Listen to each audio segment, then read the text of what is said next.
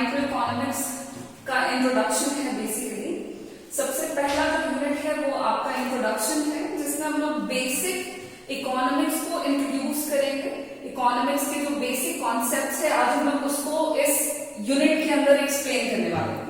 तो सबसे पहले मैं आपको बता दूं कि इंट्रोडक्शन जो है हमारा पहला यूनिट, उसमें हम लोग कौन कौन से टॉपिक को कवर करने वाले हैं ताकि हमको पढ़ना थोड़ा सा इजी हो जाए। तो मैं यहाँ पे आपको कुछ पॉइंट्स में बता रही हूँ कि इस इंट्रोडक्शन में हम लोग कौन कौन से टॉपिक कवर करेंगे। तो जो सबसे पहला टॉपिक हम लोग इस यूनिट में कवर करने वाले हैं वो है आपका बिल्कुल बेसिक इकोनॉमिक्स का मतलब, जिसमें बात करेंगे कि what is economics and economics के बेसिक कुछ डेफिनेशंस। ये आपका एक तरह का रिपीटेशन होगा क्योंकि इकोनॉमिक्स का जो डेफिनेशन है और इकोनॉमिक्स का जो मीनिंग है वो हम 11th से करते आ रहे हैं, तो बस यहाँ पे एक बार हम उसको रिपीट करेंगे। फिर जो दूसरा टॉपिक हम लोगों को इस यूनिट में कवर करना है वो है micro economics and macro economics. Economics जो है वो आपका दो पार्ट्स में डिवाइडेड हो जाता है, एक माइक्रो इकोनॉमिक्स, दूसरा मैक्रो। तो हम लोग इन दोनों के कॉन्सेप्ट को समझेंगे कि मीनिंग क्या है माइक्रो इकोनॉमिक्स का और मैक्रो इकोनॉमिक्स का। फिर थर्ड जो टॉपिक इसके अंदर हमको पढ़ना है वो हम पता करेंगे what is the meaning of economy and economy के सेंट्रल प्रॉब्लम्स क्या क्या होते हैं, ठीक है। उसके बाद बात करेंगे कि जो सेंट्रल प्रॉब्लम्स होते हैं इकोनॉमी के, जो हमारा अगला टॉपिक होगा बेसिकली, वो सेंट्रल प्रॉब्लम्स के सोल्यूशन क्या क्या है और सेंट्रल प्रॉब्लम का सोल्यूशन अलग अलग इकोनॉमीज में किस तरह से किया जाता है हम वो जानेंगे, और इकोनॉमी के कितने टाइप हैं हम वो भी डिस्कस करेंगे। फिर इस चैप्टर में जो अगला टॉपिक है हमारा वो है प्रोडक्शन पॉसिबिलिटी कर्व। हम लोग पता करेंगे प्रोडक्शन पॉसिबिलिटी कर्व का मतलब क्या है, इस कर्व का शेप कैसा होता है, एजम्पशंस की बात करेंगे, और पीपीसी यानी कि प्रोडक्शन पॉसिबिलिटी कर्व, इस कर्व का जो शेप है वो क्यों उस शेप का होता है हम लोग वो डिस्कस करेंगे।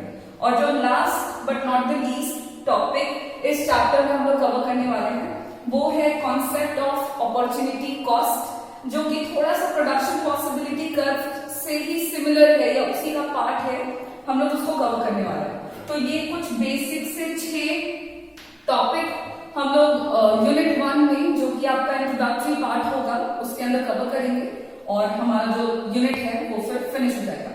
तो इससे पहले कि हम एंड तक पहुंचे, चलिए सबसे पहले शुरू करेंगे आज हमारे पहले टॉपिक से, जो कि है डेफिनेशन ऑफ इकोनॉमिक्स, ठीक है। अब इकोनॉमिक्स का जो डेफिनेशन है वो आप सब ने बहुत सारे बुक्स में और 11th में बहुत अलग अलग तरीके से पढ़ा हुआ है, आपको बहुत सारे डेफिनेशंस के बारे में पता है। आज हम लोग यहाँ पर इकोनॉमिक्स का वही डेफिनेशन दोहरा लेंगे एक बार। इकोनॉमिक्स के मीनिंग की बात करें तो इससे पहले कि मैं आपको कुछ बोर्ड पे लिख के बताऊं, पहले थोड़ा सा इकोनॉमिक्स को हम लोग ब्रीफ कर लेते हैं कि एग्जैक्टली इकोनॉमिक्स का मतलब क्या है, या यहाँ पे हम लोग इकोनॉमिक्स के मतलब को कैसे समझने वाले हैं। सो इकोनॉमिक्स का सिंपल सा मतलब अगर कहें तो जनरल लैंग्वेज में जो आप और ह्यूमन बीइंग जो है बेसिकली आपका और मेरा जो नेचर है, हम इकोनॉमिक्स के अंदर उसी नेचर के बारे में स्टडी करते हैं। Economics is all about the human behaviour. अब ह्यूमन किस तरह से बिहेव करता है, हमारा बिहेवियर किससे रिलेटेड, जिस चीज के बारे में हम यहाँ डिस्कस करेंगे उसकी बात करते हैं। सो बेसिकली बिल्कुल सिंपल करते हैं, स्ट्रेट करते हैं। इकोनॉमिक्स जो है उसके अंदर हम स्टडी कर रहे होते हैं। देखो होता क्या है कि जो इंसान है, आप हैं, मैं हूं, हमारी इच्छाएं अनंत है, हमें बहुत सारी चीजों की जरूरत पड़ती है, मतलब हमारे डिमांड्स एक पर एक करके आते चले जाते हैं। बट सिर्फ एक प्रॉब्लम है, वो ये है कि हम अपने सारे डिमांड्स को एक साथ पूरा नहीं कर सकते। तो वो जो प्रॉब्लम है कि हमारी इच्छाएं बहुत ज्यादा है और हम अपनी उन सारी इच्छाओं को एक साथ पूरा नहीं कर पाते हैं। दरअसल इसी चीज या ये जो इच्छाएं बहुत ज्यादा और रिसोर्सेज यानी कि वो चीजें जिनसे हम अपनी इच्छाओं को पूरा कर सकते हैं वो लिमिटेड होते हैं, जिसकी वजह से हम अपनी सारी इच्छाओं को एक साथ पूरा नहीं कर पाते हैं। उसी के बीच का जो मैनेजमेंट है या उन्हीं के बीच की जो स्टडी है उसी को हम इकोनॉमिक्स कहते हैं। ठीक है, इकोनॉमिक्स को अगर हम डिफाइन करना चाहें तो कैसे कर सकते हैं? तो economics is basically a subject, जो आप सबको पता है। ये एक ऐसा सब्जेक्ट है जो स्टडी करता है, इट इज स्टडी। किस चीज के बारे में ये स्टडी करता है? तो economics is a subject that studies about the economic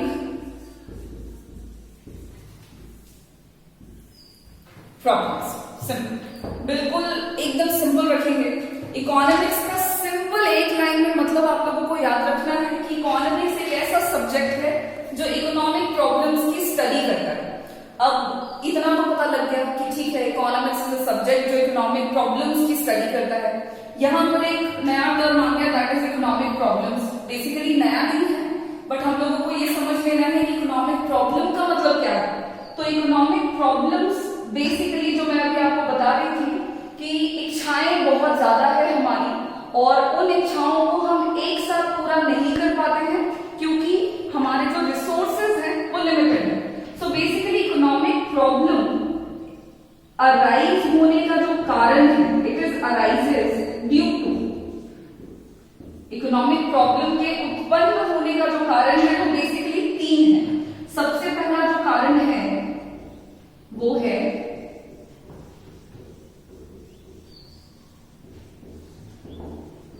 कि हमारे जो रिसोर्सेज हैं, जो हमारे संसाधन हैं, जिसकी मदद से हम अपनी जरूरतों को, अपनी इच्छाओं को पूरा करते हैं, वो जो है वो लिमिटेड है। ठीक है, सबसे पहला तो यही प्रॉब्लम है।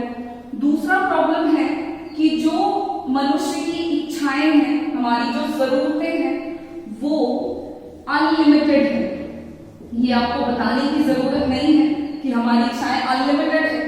आप अपने आप में ये चीज रियलाइज कर सकते हैं कि वाकई में हमारी इच्छाएं अनलिमिटेड है। एक पर एक कर करके हमारी इच्छाएं जो है वो बढ़ती चली जाती हैं। और हम उन सारी इच्छाओं को एक साथ पूरा नहीं कर पाते हैं। तो वांट्स जो है वो हमारे अनलिमिटेड है, बट उनके कंपैरिजन में अगर हम बात करें कि रिसोर्सेज हमारे पास कितने अवेलेबल हैं, तो जितने भी रिसोर्सेज हैं वो लिमिटेड है। और एक और प्रॉब्लम है, दरअसल वो प्रॉब्लम ये है कि हमारे रिसोर्सेज लिमिटेड, या आप कह सकते हैं कि वो स्कैर्स हैं, क्योंकि हमें उनकी कमी महसूस होती है। तो रिसोर्सेज हमारे स्कैर्स इस वजह से हैं क्योंकि जो संसाधन हैं उनके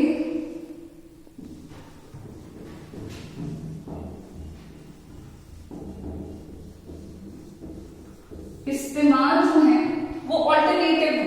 कहने का मतलब हुआ कि एक तो पहली बात कि रिसोर्सेज हमारे सीमित हैं, हम उन सीमित साधनों का इस्तेमाल करते हैं अपनी असीमित इच्छाओं को पूरा करने के लिए।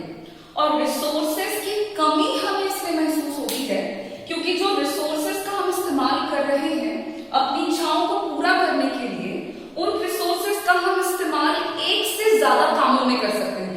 मतलब उनका इस्तेमाल ऑल्टरनेटिव है। I'll give you just an example.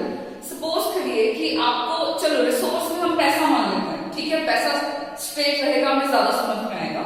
तो अगर हम पैसे की बात करें तो अगर आपके पास लिमिटेड रिसोर्स है, सपोज आपकी जेब में 10,000 रुपए हैं, उन 10,000 रुपयों से आप बुक्स खरीद सकते हैं, उन्हीं 10,000 रुपयों से आप अपने लिए कपड़े खरीद सकते हैं, उन्हीं 10,000 रुपए से आप कहीं घूमने जा सकते हैं, उन्हीं पैसे का इस्तेमाल करके आप अपने दोस्तों को पार्टी दे सकते हैं। तो रिसोर्स एक ही है, that money which is limited, that is 10,000 rupees, और उसका इस्तेमाल आप देख रहे हो अलग अलग कामों में आप कर रहे हो। तो दरअसल एक ही रिसोर्स का जब आप इस्तेमाल एक से ज्यादा कामों में कर सकते हैं तो उस सिचुएशन में आपको चुनना पड़ता है कि कौन सा काम आप पहले करें, अपनी कौन सी जरूरत को आप पहले पूरा करें। और इसी वजह से जो आपके रिसोर्सेज हैं वो लिमिटेड हो जाते हैं, उनके इस्तेमाल ऑल्टरनेटिव हो जाते हैं, और हमारी इच्छाएं जो है वो असीमित होती है। और इन 3 कारणों की वजह से जो भी इकोनॉमिक प्रॉब्लम उत्पन्न होता है, उन्हीं इकोनॉमिक प्रॉब्लम की हम जहां कहीं पर भी स्टडी करते हैं उसी स्टडी को हम कहते हैं इकोनॉमिक्स। ठीक है, so economics is simple. It is a subject which studies about the economic problem that arises due to the resources, due to the limited resources, unlimited wants and alternative uses of resources. ठीक है, इतना definition आप उसको समझ लेंगे तो economics को आपको सिंपली ऐसे ही याद रखने की जरूरत है। फिर इसके आगे मैं आपको कुछ डेफिनेशन बताती हूँ कि इकोनॉमिक्स के कुछ बेसिक से और इम्पोर्टेंट से डेफिनेशंस हैं जो आप लोगों को जान लेने हैं।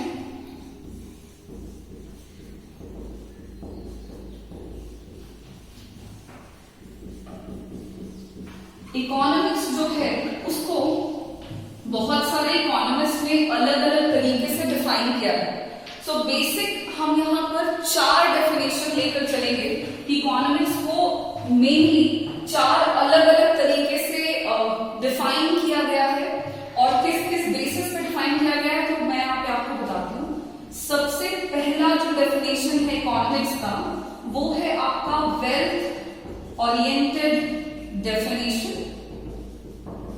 मतलब इकोनॉमिक्स को डिफाइन किया गया है धन के आधार पर।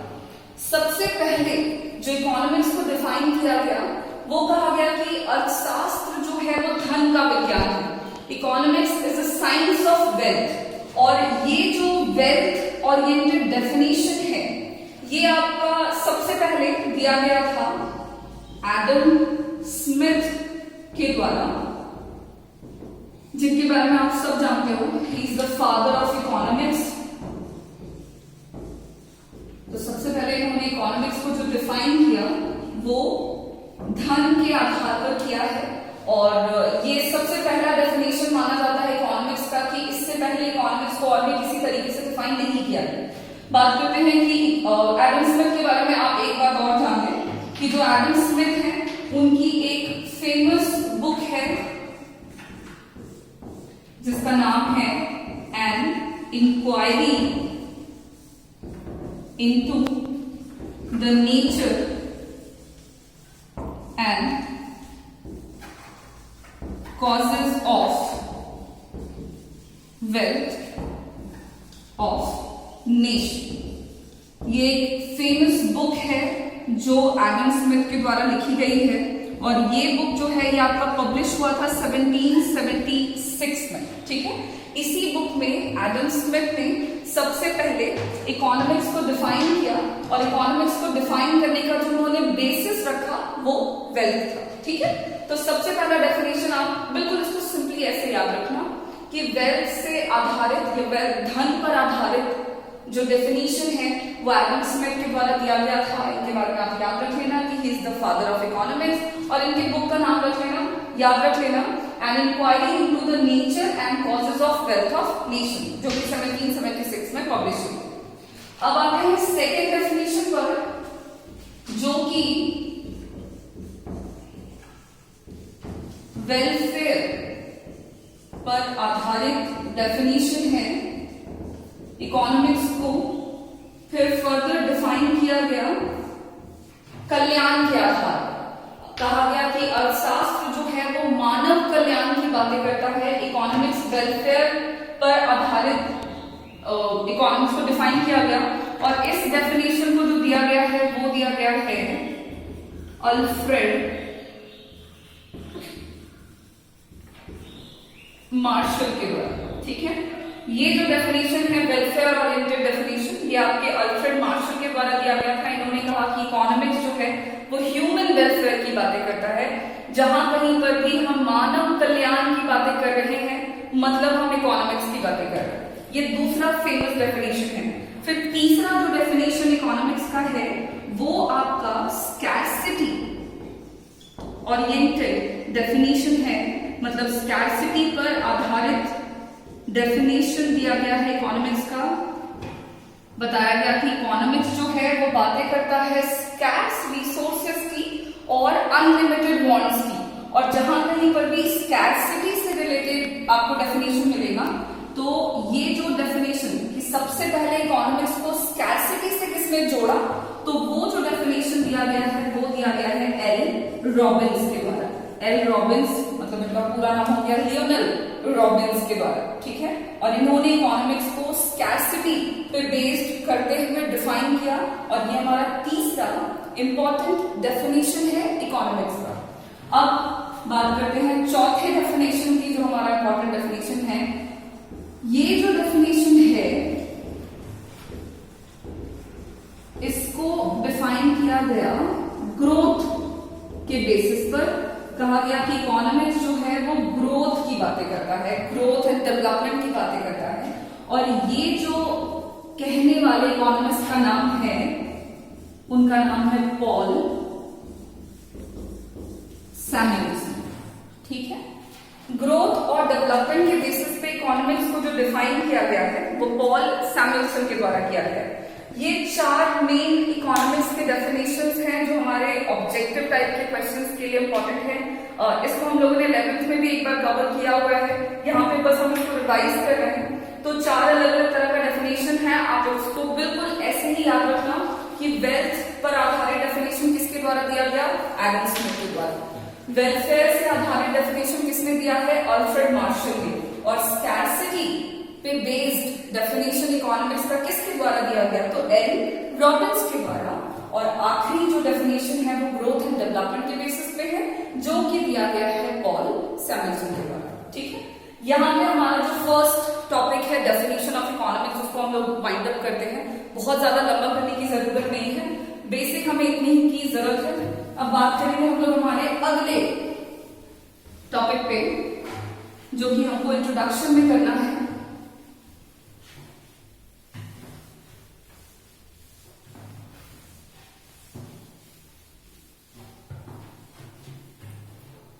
और अगला जो है वो हम बात करेंगे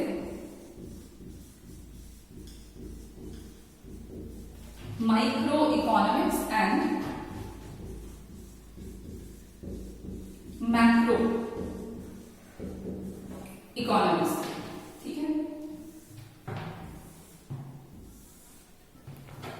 ओके, सो इकोनॉमिक्स क्या है हम जान चुके हैं। इकोनॉमिक्स का मतलब हो गया इकोनॉमिक प्रॉब्लम्स की स्टडी करना। अब इकोनॉमिक्स की जो स्टडी है उसको दो पार्ट्स में डिवाइड किया गया है, एक माइक्रो इकोनॉमिक्स और दूसरा मैक्रो इकोनॉमिक्स। और आपको थोड़ा सा बेसिक बता देती हूँ कि इसको ऐसा किसके द्वारा किया गया है, तो प्रोफेसर रैगनर फ्रिश जो हैं, ये इकोनॉमिस्ट हैं जिनके द्वारा इकोनॉमिक्स को 1933 में, इकोनॉमिक्स को नहीं, इकोनॉमिक्स की स्टडी को 1933 में डिवाइड किया गया था दो पार्ट्स में। सबसे पहला था आपका माइक्रो इकोनॉमिक्स और दूसरा था मैक्रो इकोनॉमिक्स, ठीक है। ये माइक्रो और मैक्रो का जो डेफिनेशन है ये बहुत ही सिंपल है, बहुत ज्यादा सिंपल है।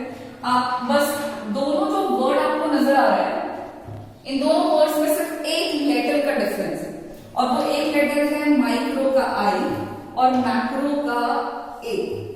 यहां पर आई से आप एक वर्ड याद रखना बस, आई मीन्स इंडिविजुअल, ठीक है। और ए से आप यहां पर याद रखेंगे कि ए का मतलब हो गया एग्रीगेट, एग्रीगेट बोलने का मतलब हो गया होल, ठीक है। बस ये है सिंपल। बाकी माइक्रो और मैक्रो तो ठीक है। इकोनॉमिक्स का मतलब मैंने आपको अभी भी बताया हुआ है कि इकोनॉमिक्स का मतलब इकोनॉमिक प्रॉब्लम्स की स्टडी करना। इकोनॉमिक्स में अगर हम इकोनॉमिक थ्योरीज की बातें करते हैं तो माइक्रो इकोनॉमिक्स और मैक्रो इकोनॉमिक्स का जो डेफिनेशन है वो जानते हैं। इससे पहले एक चीज और बता देती हूँ, वो ये है कि ये जो वर्ड आपको दिख रहा है माइक्रो,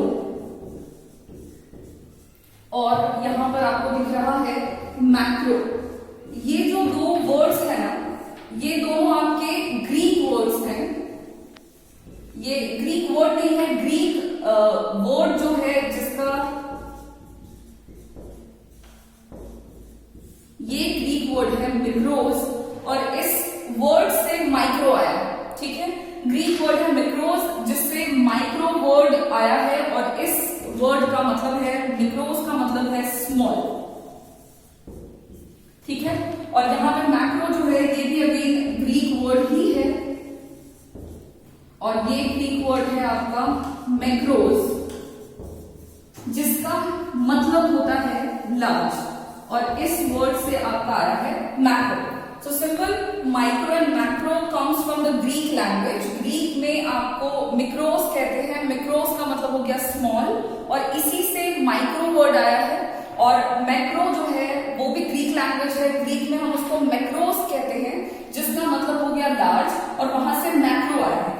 अब हम बात कर लेते हैं कि माइक्रो इकोनॉमिक्स और मैक्रो इकोनॉमिक्स हम उसको डिफाइन कैसे कर सकते हैं। सो बेसिकली माइक्रो इकोनॉमिक्स को सिंपल आप डिफाइन कर सकते हैं कि जहां कहीं पर भी, it is of course subject जो स्टडी कर रहा है, ये माइक्रो इकोनॉमिक्स स्टडी करता है इकोनॉमिक थ्योरीज की, इकोनॉमिक थ्योरीज की जो स्टडी की जाती है। और इकोनॉमिक्स थ्योरीज की स्टडी जब आप इंडिविजुअल बेसिस पर करते हो, जब भी आप इकोनॉमिक थ्योरीज को पढ़ते हैं इंडिविजुअल बेसिस पर, बस उसी स्टडी को माइक्रो इकोनॉमिक्स कहते हैं। Micro economics is simply study about the economic theories on individual basis. Economic micro economics को आप सिंपली ऐसे डिफाइन कर लो कि जहां कहीं पर भी हम इकोनॉमिक प्रॉब्लम्स की बातें कर रहे हैं, जहां पर भी हम इकोनॉमिक थ्योरीज की बातें कर रहे हैं, और उन थ्योरीज की बातें अगर हम इंडिविजुअल बेसिस पे करते हैं, दैट मीन्स हम माइक्रो इकोनॉमिक्स की बात कर रहे हैं। दूसरी तरफ अगर हम मैक्रो इकोनॉमिक्स को डिफाइन करें, तो मैक्रो इकोनॉमिक्स को सिंपल डिफाइन करके तो आप कह सकते हो it is the study of, ये स्टडी की बात कर रहा है, it is the study of course again economic theories, economic theories की जहां पर भी आप स्टडी करते हैं एग्रीगेट लेवल पर, एग्रीगेट का मतलब हो गया होल, एग्रीगेट लेवल पर उसे हम कहते हैं मैक्रो इकोनॉमिक्स। तो जहां पर भी आप इकोनॉमिक थ्योरीज की स्टडी एग्रीगेट लेवल पर करते हो, टोटल होल लेवल पर करते हैं, उसको मैक्रो इकोनॉमिक्स कहते हैं। और जहां पर भी हम इकोनॉमिक थ्योरीज की स्टडी इंडिविजुअल लेवल पर करेंगे, उसे हम माइक्रो इकोनॉमिक्स कहेंगे। तो माइक्रो और मैक्रो में कुछ ज्यादा नहीं है, सिंपल आपका यही है। उसके अलावा इन दोनों के बीच में कुछ डिफरेंसेस हैं, वो ये है कि जब भी हम माइक्रो इकोनॉमिक्स या माइक्रो थ्योरीज को पढ़ेंगे, तो उस सिचुएशन पर हम मैक्रो वेरिएबल्स को कांस्टेंट मान लेते हैं। मतलब जब भी आप किसी भी इंडिविजुअल व्यक्ति के बारे में बात करोगे, इंडिविजुअल व्यक्ति यानी कि आप बात कर रहे हो कि एक कंज्यूमर किस तरह से बिहेव करता है in the market. Of course market में प्राइस ऑफ द कमोडिटी के बढ़ जाने पर कंज्यूमर अपने डिमांड को क्या घटाता है या बढ़ा देता है या कांस्टेंट रखता है, या फिर आप बात कर रहे हैं एक पर्टिकुलर इंडिविजुअल प्रोड्यूसर की, कि एक प्रोड्यूसर एक पर्टिकुलर कमोडिटी के सप्लाई को किस तरह से चेंज करता है ड्यू टू इंक्रीज और decrease in the price of the commodity. तो उस सिचुएशन पर आप जब भी एक इंडिविजुअल व्यक्ति की बात करोगे, तो वहां पर आपको मैक्रो वेरिएबल्स को कांस्टेंट मान लेना है। जब आप एक व्यक्ति की बात कर रहे हैं, देन आपको इससे लेना देना नहीं है कि पूरी इकोनॉमी में प्राइस का क्या लेवल है, पूरी इकोनॉमी में इन्फ्लेशन है या डिफ्लेशन है या क्या है। तो जब भी आप माइक्रो इकोनॉमिक्स की स्टडी करोगे, देन आप मैक्रो वेरिएबल्स को कांस्टेंट मान लोगे। सेम है विद द मैक्रो इकोनॉमिक्स, जब भी हम टोटल एग्रीगेट लेवल पे बातें करेंगे, होल इकोनॉमी में क्या हो रहा है, पूरी इकोनॉमी में प्राइस का क्या लेवल है, पूरी इकोनॉमी में इन्फ्लेशन है या डिफ्लेशन है, या हम बात कर रहे हैं नेशनल इनकम की, तो उस तरह के सिचुएशन में जब हम मैक्रो थ्योरीज को पढ़ेंगे, देन हम माइक्रो वेरिएबल्स को कांस्टेंट मान लेंगे। जब मैक्रो की स्टडी करेंगे तो इंडिविजुअल के बारे में नहीं सोचेंगे, और जब हम माइक्रो की बात करेंगे, जब हम माइक्रो की स्टडी करेंगे, तो फिर हम टोटल को कांस्टेंट मानेंगे, एग्रीगेट से हमें कोई लेना देना नहीं होगा। This is the basic difference between the micro and the macro economics. उसके अलावा एक चीज और है, दैट इज स्कोप। स्कोप की बात कर रहे हैं, या सिंपल मैं कहूं कि वाइटल कंपोनेंट्स कौन कौन से हैं। वाइटल कंपोनेंट्स बोलने का मतलब हो गया कि माइक्रो इकोनॉमिक्स के अंदर हम मेनली किन किन बातों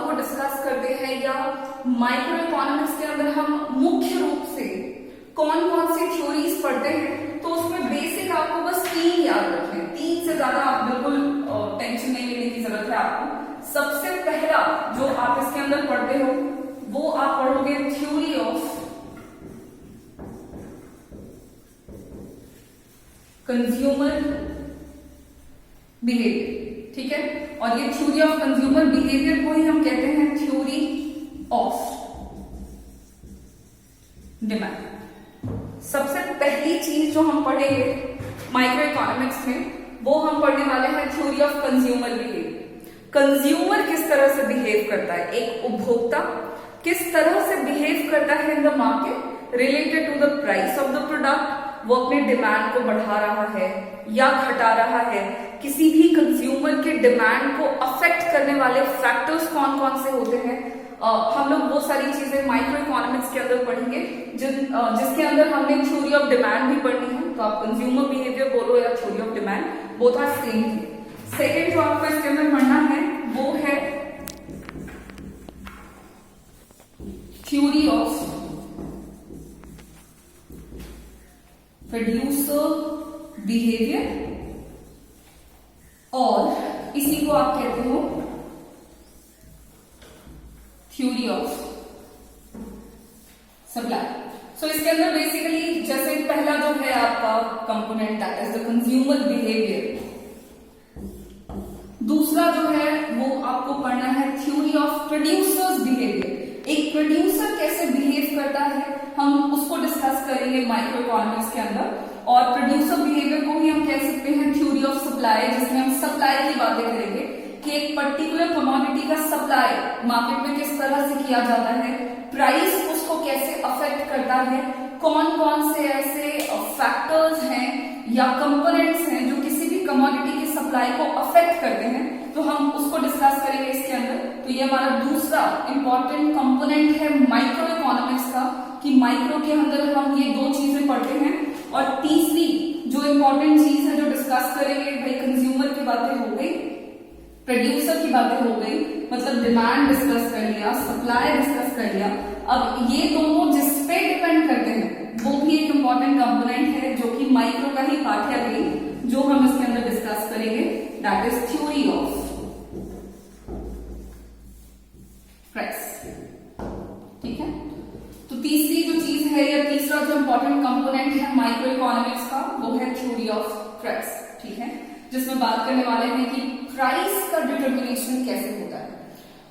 मार्केट में किसी भी वस्तु की जो कीमत है उसका निर्धारण किस प्रकार होता है, किसी भी कमोडिटी का जो प्राइस है वो किस तरह से डिटरमिन होता है, ये 3 बातें हम लोग माइक्रो इकोनॉमिक्स के अंदर डिस्कस करेंगे।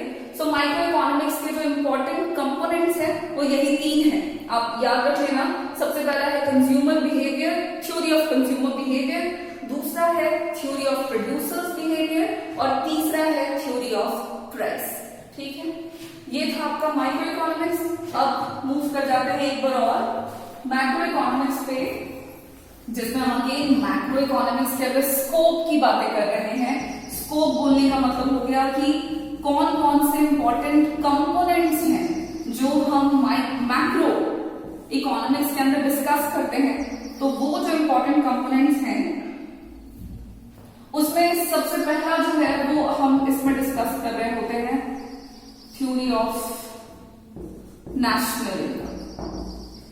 हम मैक्रो इकोनॉमिक्स में नेशनल इनकम को डिस्कस करेंगे।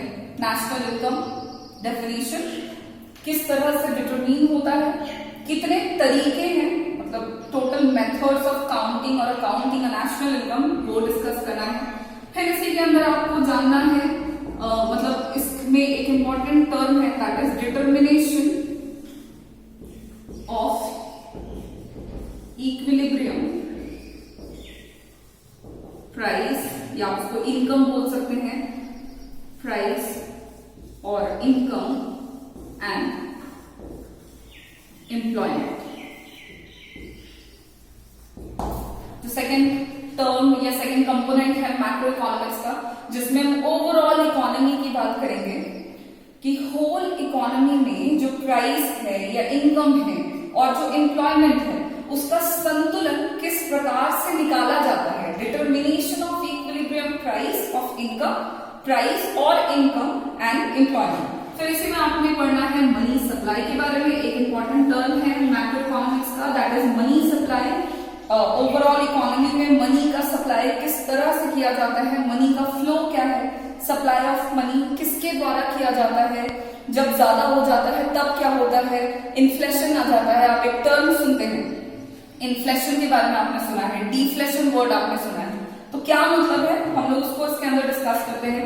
फिर इसी के अंदर हम पढ़ते हैं, या इसी के अंदर एक इंपॉर्टेंट टर्म है दैट इज गवर्नमेंट बजट। हम बात करेंगे ओवरऑल इकोनॉमी में जो आपकी गवर्नमेंट है वो बजट किस प्रकार बनाते हैं, बजट के इंपॉर्टेंट कंपोनेंट्स कौन कौन से हैं, किस तरह से बजट का डिटरमिनेशन होता है या क्यों बजट प्रिपेयर किया जाता है, वो सब। और एक और इम्पॉर्टेंट है component that is balance of payment, जिसमें आप एक्सचेंज रेट्स के बारे में पढ़ने वाले हो कि इंटरनेशनल लेवल पर एक्सचेंज रेट का डिटरमिनेशन किस प्रकार किया जाता है, इकोनॉमी में बैलेंस ऑफ पेमेंट का क्या मतलब है, उसमें किन किन कंपोनेंट्स को शामिल करते हैं, वो सारी चीजें। तो बेसिक से माइक्रो और मैक्रो का जो डेफिनेशन है वो यही है।